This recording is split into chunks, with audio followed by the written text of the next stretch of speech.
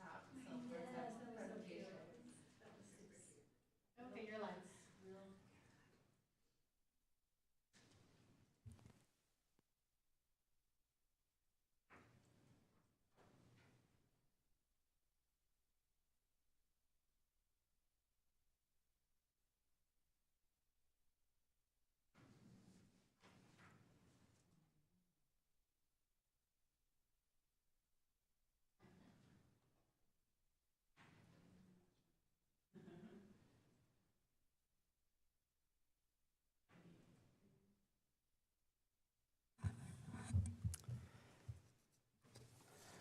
All right. It is 4:30 on January 23rd, and we will begin the curriculum committee meeting of the West Bend School District and School Board. We will start with introductions. I am Melanie Ergott, school board member. June Kruger, school board member. Kelly Lang, school board member. Quinn Trueblood, Director of Curriculum and Instruction. Erin Faust, Program Administrator for Curriculum and Instruction. Tina Van Roo, District Assessment Coordinator. Heather Isaacson, Curriculum and Instruction Program Administrator. Kelly Downs, Curriculum Coordinator. All right, so it looks like our first item on the agenda today is a presentation on a new course offering for Firefighter 1 in Hazmat. And that will be presented by Brenda O'Brien, of the Career Education and ACP Coordinator. All right, thank you. So I will be presenting the firefighting course in hazmat that will begin summer of 2024, should it be board approved. So in the news, there are state, local, as well as national shortages as far as firefighting is concerned. And it's becoming such a trend that a lot of the headlines mention the shortages that are happening within firefighting. So what can the West Bend School District do to help alleviate the firefighter shortage? We began kind of a little bit of a journey by offering the Emergency Medical Technician, or the EMT course, in partnership with Moraine Park and Kewaskum School District in 2022. That first year, we had 2 students enrolled, and this year we currently have 6 students who are completing the EMT course at Moraine Park. This is a 5-credit course that students receive through Moraine Park, and upon successful completion, as well as their certification, students receive $500 from the state of Wisconsin for getting that EMT certification. We also, as a school district, receive a stipend to offset the costs associated with running that EMT course. In spring of 2023, the West Bend Fire Department and the West Bend School District talked about the possibility of offering a firefighting course to kind of parallel or align with the EMT course that's currently offered. This fall, we talked with Moraine Park, as well as the fire department and several other school districts who were interested in piloting the firefighting course in the summer of 2024. We currently, in December, sent out a survey to all of the current juniors who would be eligible to take this course. And as of today, we do have 5 students who indicated interest in taking this firefighting course, either in the summertime, or they've indicated that maybe not the summertime, but they would be interested in taking it during the school year. So the firefighting course that we would be offering is the Firefighting Principles course, 503-142 at Moraine Park. The description is found on the slide. I just want to point out too that a course fee will apply, however, we don't know the cost of that yet. As with the EMT course, the firefighting course will be a 5-credit course through Moraine Park Technical College, which students would receive 1 high school credit for this. It involves 45 hours of lecture and 90 hours of lab, which means that that is live burns, and students would be on site where a live burn could take place. Many of our fire stations in the area have volunteered their space in order to complete those lab hours. In addition to the Firefighting Principles course, students would also receive the Hazmat, which is a 1-credit course at Moraine Park, and that has to go along with the firefighting principles course. So ideally, students would take this course prior to their EMT course that they would take their senior year, either the summer prior to it or their junior year prior to EMT. The reason being is that the firefighting course is a lot more hands-on, and as you can see, the 90 hours of lab is very hands-on. EMT is a lot of the knowledge and a lot of studying involved in it, and so they really want to hook students with the firefighting and get them hands-on, and then really make sure that they understand kind of that the knowledge that comes with the responsibilities with the emergency medical technician. As with the EMT, students who pass and successfully complete their certification would receive that $500 stipend from the state of Wisconsin, and the district would also be able to receive that stipend to help offset the costs associated with running this course. We already established partnerships with our Washington County Fire Departments listed on this screen, and I want to thank Chief Chuck Beistel for his support in this and meeting with us to give his input in terms of how this would really benefit our students, our community, our state, and our nation. So just want to shout out to the partners who have already said that they would be really in full support of this if we choose to move forward. We will also have a partnership with Moraine Park Technical College. They are the ones who will supply the instructor, the curriculum, and they would be able to supply a location where students would do many of the lecture hours. And we also have interest from several different school districts in Washington County, as well as some surrounding communities that are interested in partnering with us to fill the seats that we would have for that class. Ideally, we would run the class with 12 students. Reason being is that they like to test students in groups of 3.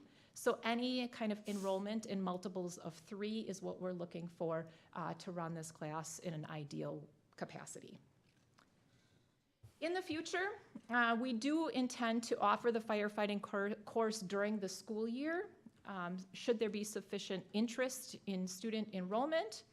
We would really appreciate and the ability to reach capacity, which would be those 12 students by the end of the 26-27 school year, having a full kind of West Bend cohort rather than relying on surrounding school districts to help us fulfill that capacity.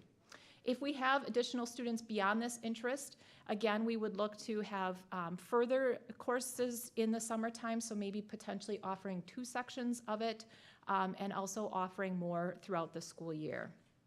We are seeking additional funding through grants, through sponsorships, and letters of support through Moraine Park Technical College to help outfit our students with the latest firefighting equipment, including the turnout gear, which is kind of their clothing that they wear in live burns. And then also, we would look to partner with the Explorers program as kind of avenue to gauge interest in this and to continue interest and to be able to reach out to those students who are in this Explorers program and let them know more about this. So that's my presentation. What questions might you have for me? I don't have a question, but I have a comment that I'm really excited about this program because I personally know students who are going to be interested in this, and offering it is just another opportunity for students to take that pathway. Thank you. Thank you. Does the stipend that the district would get to offset the cost, would that cover the whole cost of the course? So unfortunately, I'm not able to answer that question. The reason being is that every year, that pot of money that we receive for stipends is divided amongst the number of students that receive any kind of career and technical education certification. So some years, it could be up to $1,000 that we receive, which would then help substantially offset that cost. However, now it's about $600 is what we average because more students throughout the state of Wisconsin are receiving those certifications.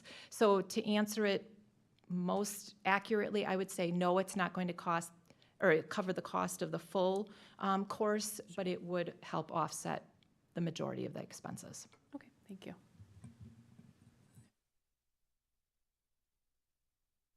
other questions? Right. All right, All thank right, you. Looks like there's no further questions. Thank you so much for your presentation. All right, so we will move on to our next item on the agenda. It's a discussion item, and it is the Book Club Parent Survey for 2024. And I believe Dr. Quinn Trueblood will be addressing that. Thank you. Thank you. We are very pleased to be in the construction of a parent survey, as we've talked through several meetings now. And we're at a point where we really can capture the very best of what our parents are experiencing through this process. And in my mind, it's really critical because we are doing this for them. All of this has been for our students and for our families. And so to really now go through almost every single parent who is able to be a part of the process up to the third quarter list, we will have a good sizable amount of participants. So I wanted to just walk through some of the key elements because, you know, being targeted on what we're asking for the information is really for the purpose of, are we doing what we intend to do? And if it is serving our parents, what are things that we can discover to help serve them better? And so the components of the survey will include, one area will be significantly outcomes of applying the filter that we've been using through the vetting process. And so that will walk through each one of those filters, outline the actual titles that were either eliminated or considered for elimination in each of those categories of excessive obscene language or sexual content or graphic violence. Another component that we want to really hear about is what their preference is for the kinds of notification they're getting and the substance of it. And lastly, we do want to ask them form and function, but really what kind of permission slips work best in their lives to make sure that they get it and that they're able to turn it back, because families can be very busy and they want to do their very best job, and we want to support that. So those are the three main components of that survey. And I know that we've been circulating that with the board members for some feedback, so thank you if you've given them to us to improve. And if all goes well, we will be deploying this survey fairly shortly by the end of January, along with the other half of the staff surveys. Okay? Any questions on the survey itself? No question. I just wanted to say I really appreciate us doing this. I like that we're doing this and asking the people that are actually using this. I think it's important for them to have an opinion. You know, they return their book lists, or the people that do return their book lists, we're getting their opinion on there, but I think this is a really great way to see it overall and really get the community's participation back in this of people that are using, or that I think we should be hearing from. So I can't wait to see the results from this. Thank you.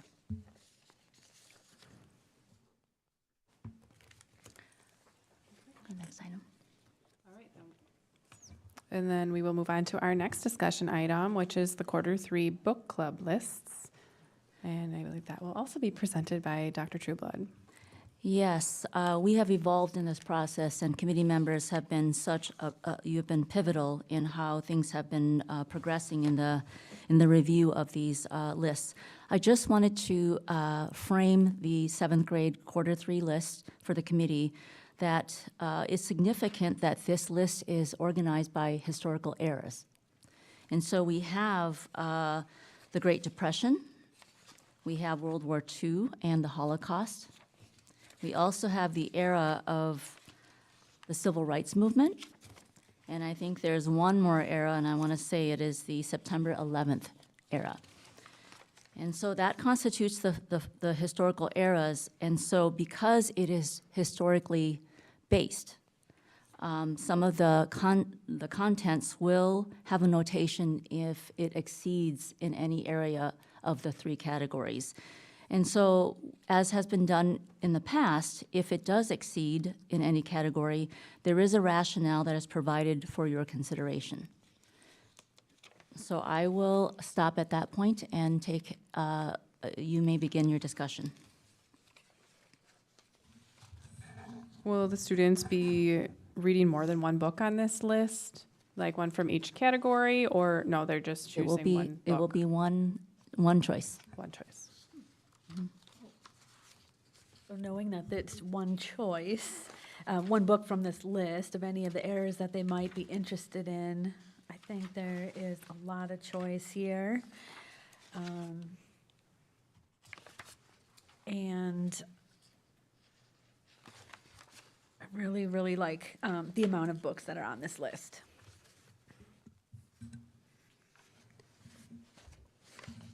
I want to say I appreciate the transparency here by really showing parents and families what's in these books.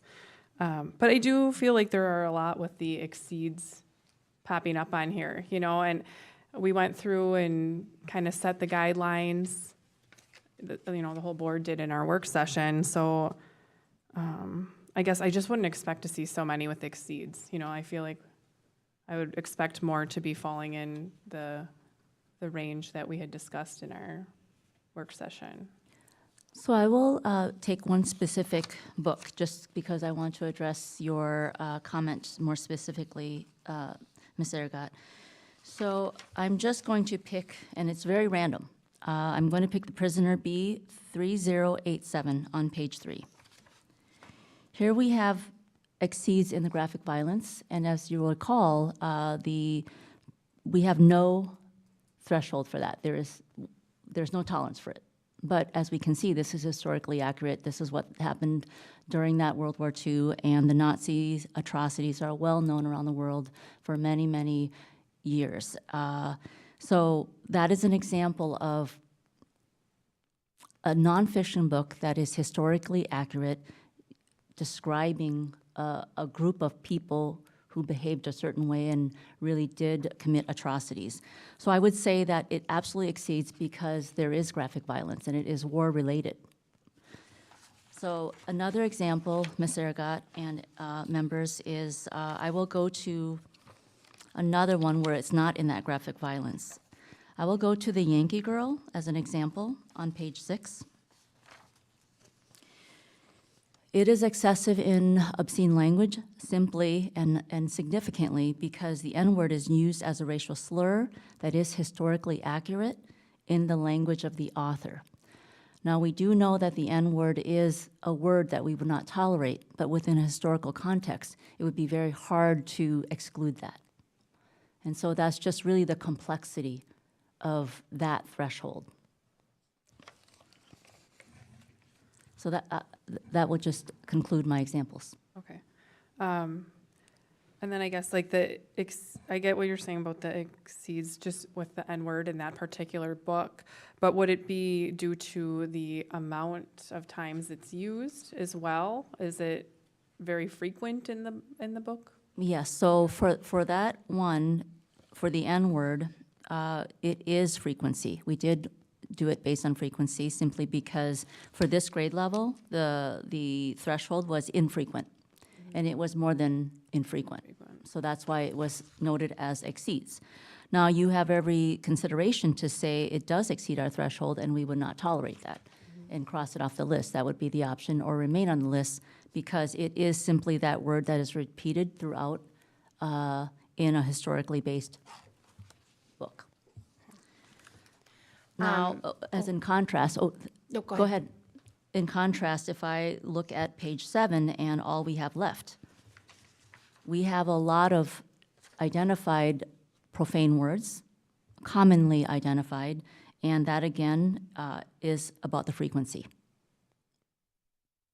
Could we maybe add in the description that it's due to frequency?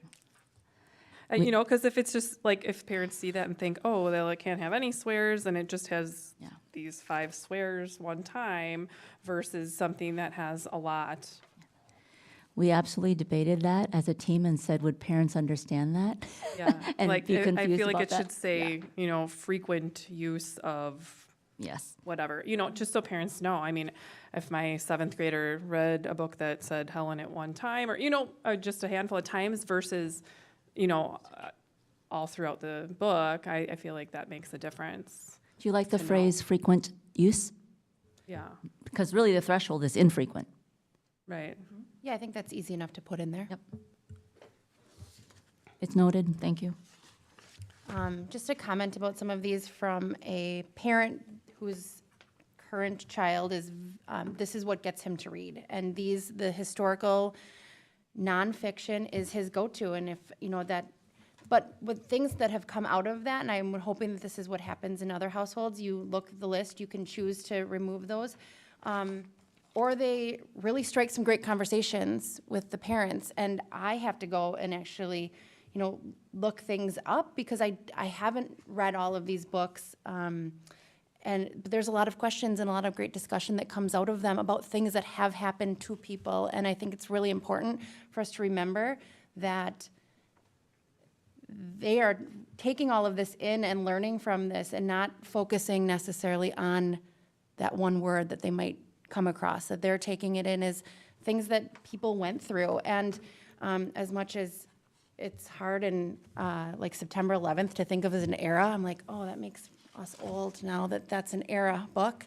But, to my 7th grader, he didn't live through that. And so to have these conversations, he knows that like his parents remember where they were, and that maybe the one before that, his grandparents remember where they were. And I think it's just really important for us to know that these conversations are happening at home in addition to at school too.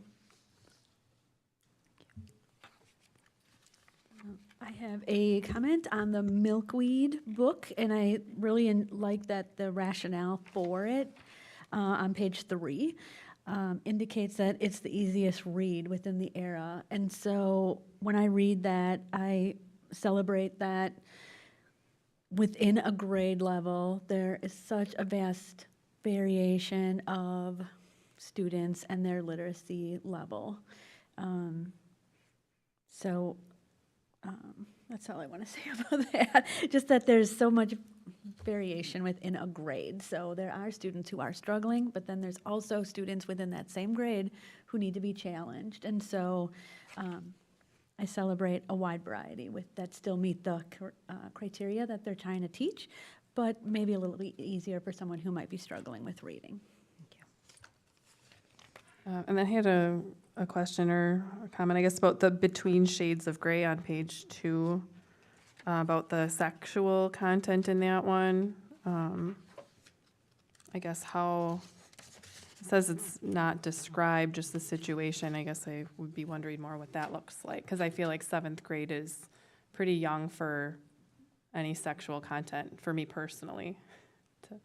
I'd like to take this opportunity to direct your attention to Aaron Faust, who will be giving you some excerpts, especially for Shades of Gray. Okay, thank you. That's okay. It's quite a lot, so we'll give Aaron a minute to track that. Yeah.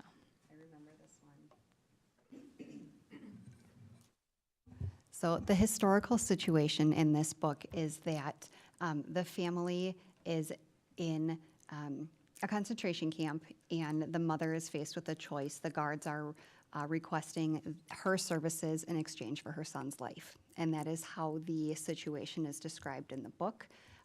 It is used pretty much in those words. Because they threatened to kill me unless she slept with them, and if they get tired of her, they still might kill me. And then there's ... so there's more appropriate language in there, but it ends with, if your mother felt she had to prostitute herself to save your life, that is the situation in that book. So the language is there, how you want to move forward with that, but those are the quotes for that scene. So we took that to be not graphic and more descriptive.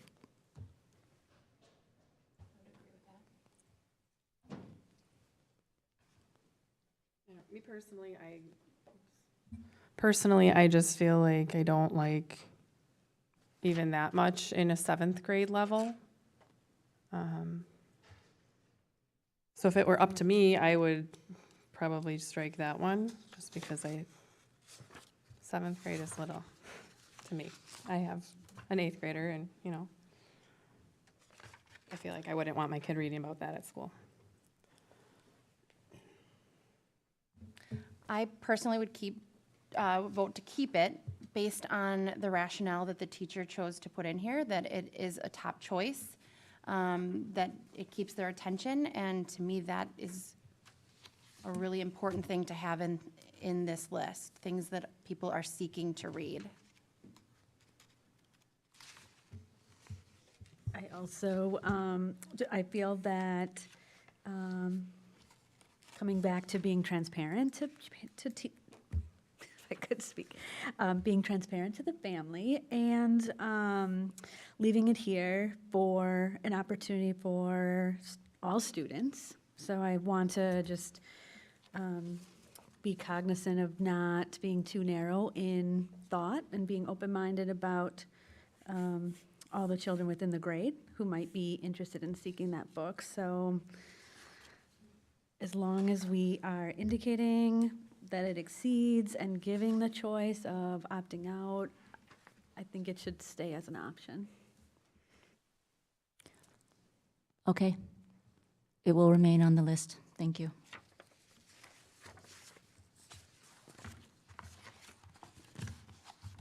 Anything else for the grade 7, quarter 3 list? Okay, we can move on to the next list then. Thank you.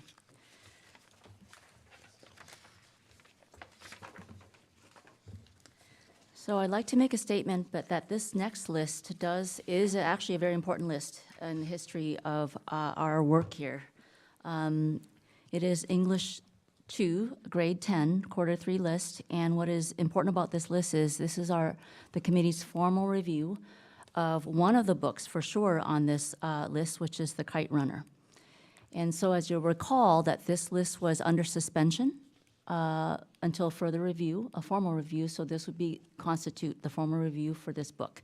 I will also state right off the bat that this book, when taken through the process for all 3 categories, did exceed. And so our department, just in full transparency, did note it as a strike for the entire book, meaning that we would not, through the process as a department, recommend that this book remain as a choice for book club. So that is what has actually happened, and there's many more titles on this list, but this is a notable list for that one particular book. And I just want to say there's significance simply because the Resource Reconsideration Committee, along with the board work session in September of last year, got us to this moment. So I'd like to then now ask for your points of discussion for that particular book before we move on to the other books, please. I am in agreement with not including this book. I heard plenty of excerpts at board meetings when this book was going through the challenge process, and with it exceeding every category, and I know there's a graphic man on boy rape in that book, and I'm a no on that one, so.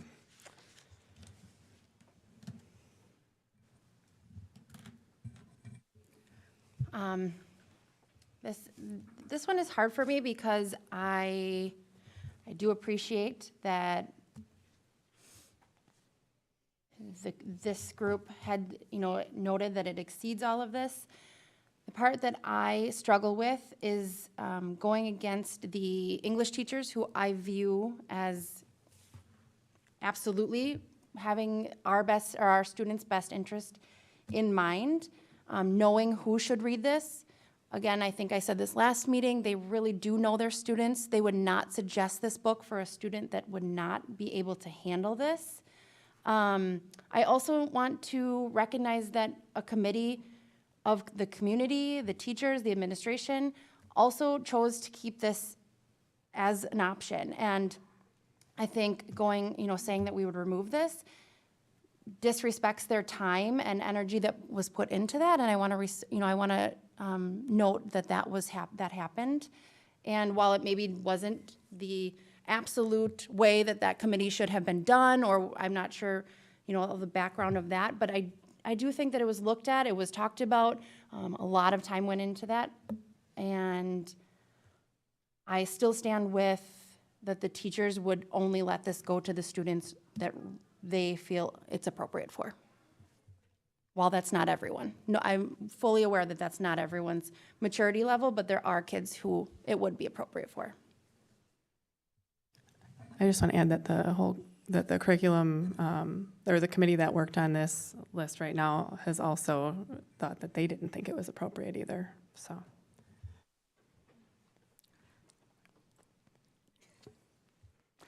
I also, what I also did not add in my opening for this particular book of study right now is that not only is the rationale provided, but there is something very unique here that's also provided to the members here, which is a student response from a unit assessment.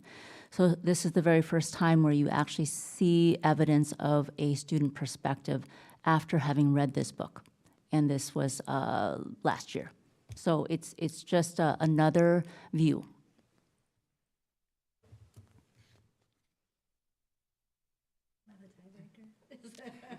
I don't want to go.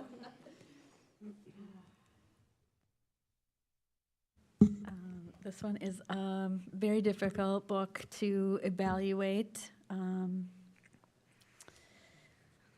I do believe that the expertise falls on the teachers, like Kelly said. I can echo that sentiment.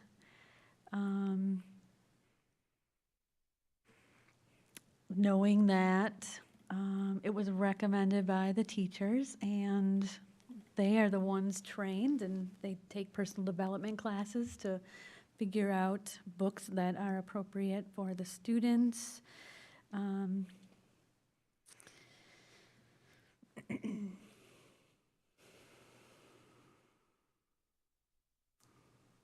If it was me, it is me, but I feel like we do have safeguards in place that if you did not want your child to read that book, you have a way to steer them away from this book.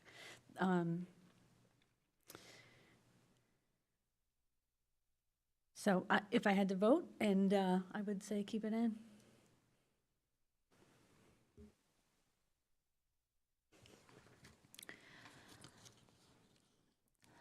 Thank you. If it's all right, we'll move on to other book titles on this list.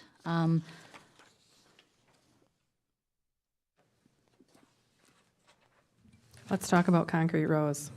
Yes, yes, please, let's talk about Concrete Rose, because that is the second book of controversy, and as you can see, it's noted it exceeds for 2 categories.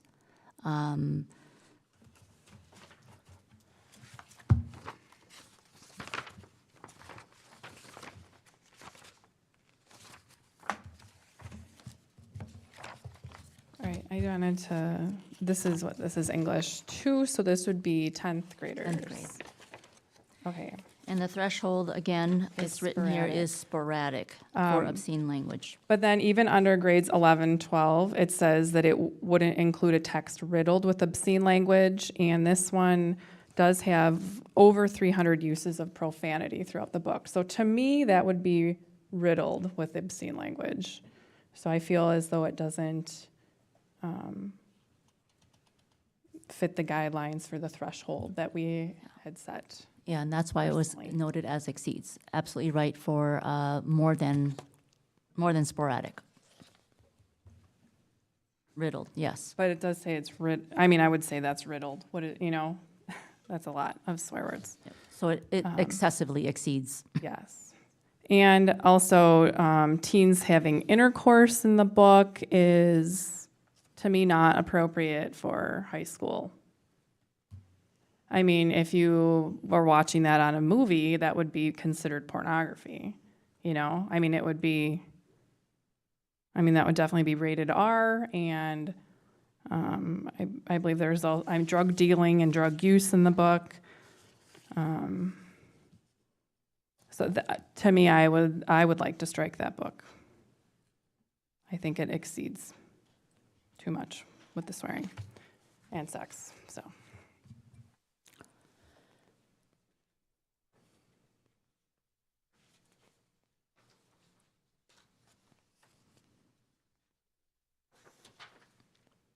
I just wanted to make note while we're waiting for Ms. Kruger or Ms. Lang to share their comments. This particular book, the rationale is that the significance of it in this list is that it is representative for our Black student population. And it is also a celebrated book that has been nominated for awards. So it does have educational value and merit. But of course, we are examining this truly through the three categories. So I will, I'm done with my comments.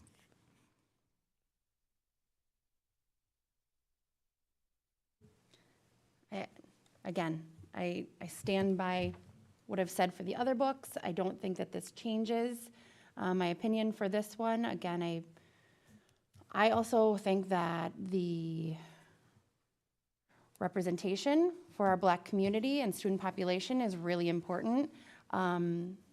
Diversity for the rest of our student body, I think is very valuable.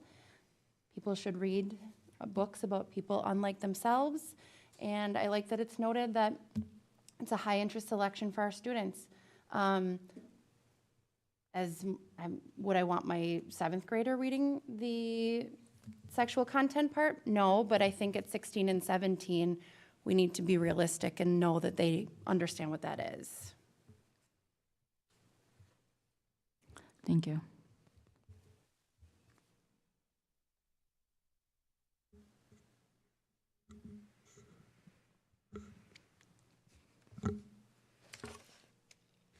All right, I can see the concern on about the book.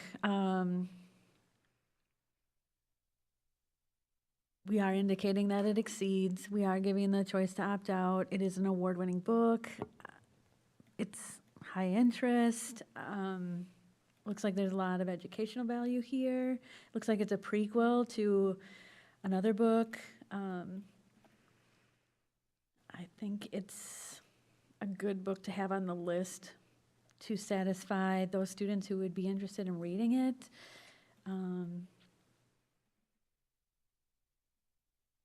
So I feel like it should stay. I'll also add, there are several books to choose from that have NA in all the categories. So I do think that it's not like you have to choose a book that makes you uncomfortable. I think that there are several really great options if you don't want to choose these.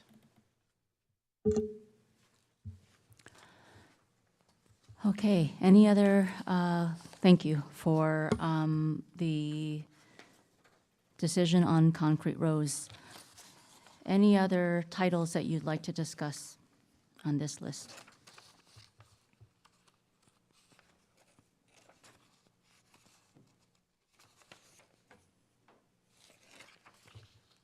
Okay, we'll move on to the very last list. This is the English 3 list, grade 11, quarter 3. This is a very important list also because this would, there's one book on here, as I stated with the last list. The 57 bus is on this list. It was originally last year appearing on the 8th grade list. And so we see it again here now in the 11th grade list. So there is the difference. Also, this would constitute the committee's formal review of this book, as it also went through the Resource Reconsideration Committee and also the board's workshop in September. So we will start with the 57 bus on this list. I appreciate that it was moved from, not taken out entirely, but moved from 8th grade to 11th grade. I think that shows that there's respect for the book, but not eliminating it entirely, just moving it up to an older audience. So I really appreciate that.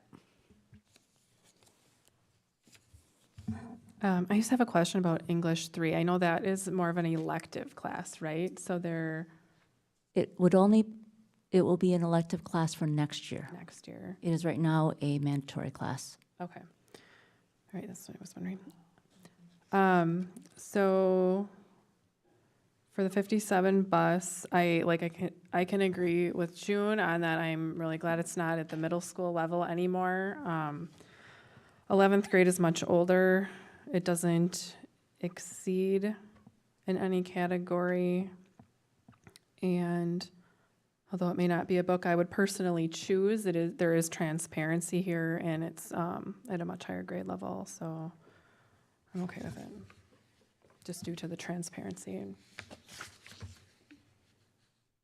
I agree. I personally read this because I wanted to know what everyone was talking about, and I think that focusing on the things that are listed here, the words, and the sexual content is basically like saying, I read a book and the only word in it was "and." They're so sprinkled in. I mean, it takes hundreds of pages to get to an inappropriate word. I agree. I don't think that it's a very heavy topic for an 8th grader, so I appreciate it going to the 11th grade, but I think that it is an appropriate book for this class. Okay, thank you. We will keep this book on this 11th grade list. Thank you.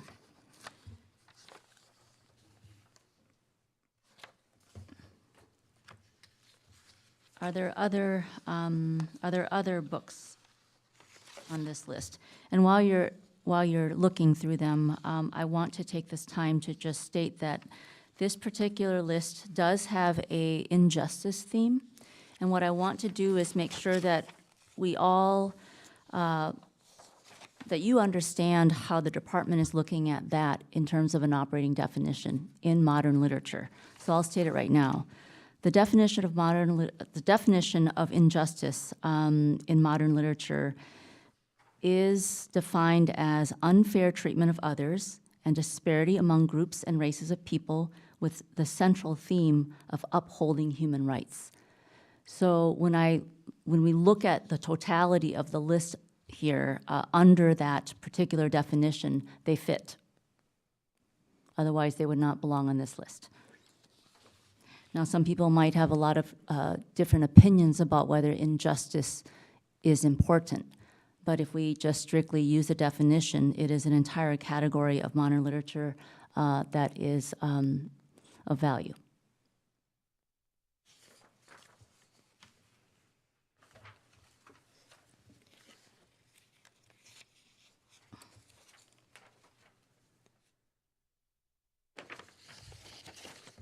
Obviously, there are a lot of probably heavier topics, but this is 11th grade, right?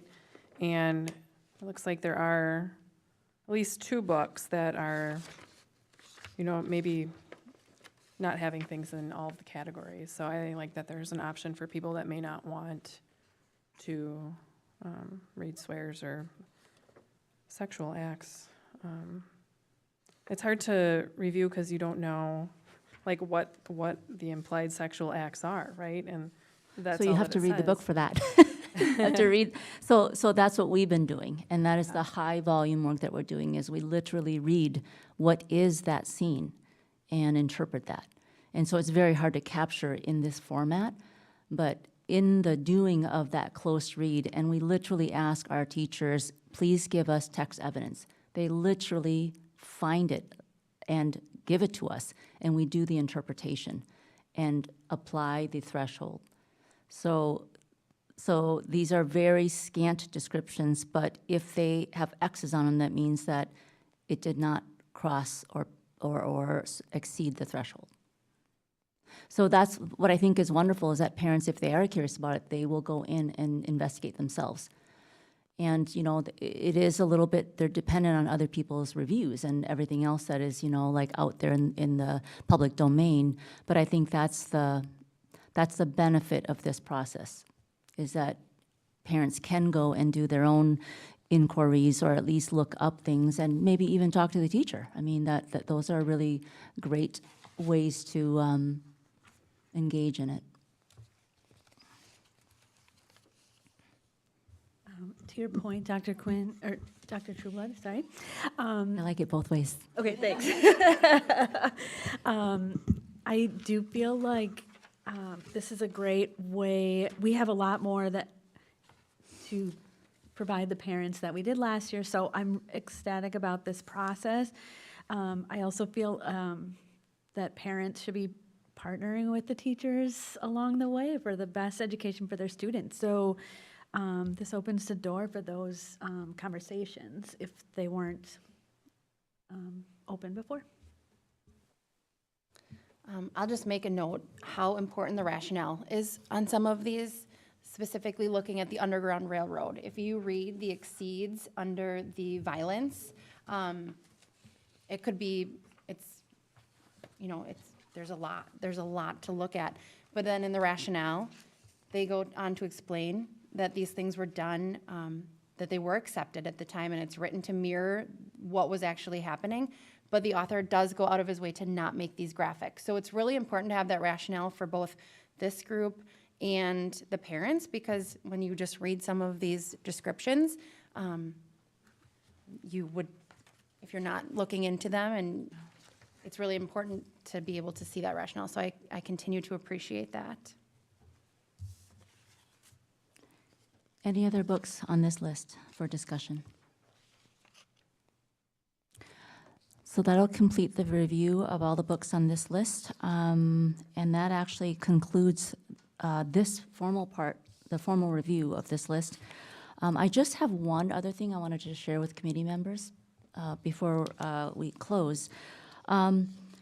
It has been very challenging to define what is obscene, what is profanity in society, and also what is considered violent. So those are the three areas that we've been hyper-focusing on. So I do think that when I'm looking at the Federal Commission's, Federal Communications Commission's, the FCC's regulations, even though they are really regulating broadcasting, which is television and radio, we are looking at print material.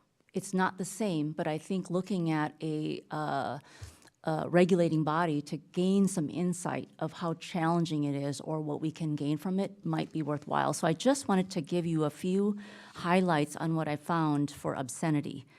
The FCC does use a three-prong standard.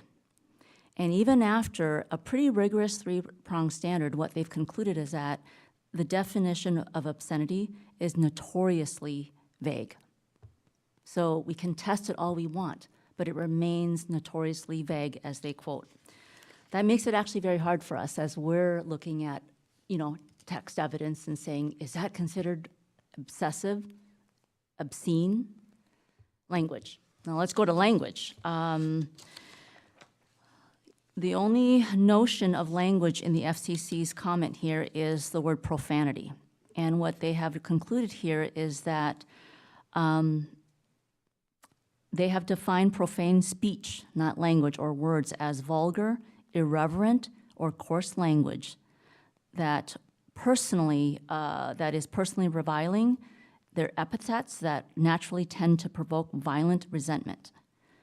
So if we look at that strict definition, remember that's just for broadcasting, they actually do not use specific words. What they do is they indicate the emotions that they provoke to the audience, which makes it very difficult. Now, they do acknowledge that there are some indecent words that we should use, and they call them the 7 dirty words, which is not very technical, but that's what they call them.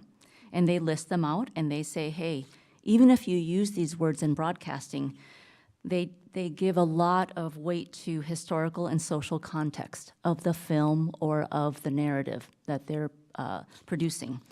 So there are a lot of dirty words that people don't like, but when you put them in context, historical, as we know, one example they put here was Schindler's List for words and for scenes, whether it's nudity or whether it's obscene language. They also contrast that to say, hey, Schindler's List has a legitimate context for which to use these words and to use the scene representation for sexual content. But if we're looking at allegations, and this is quote unquote, against Reverend Jim Baker, mounted by a Miss Jessica Hahn, they would say that would not meet the standard and it would be indecent, or it would be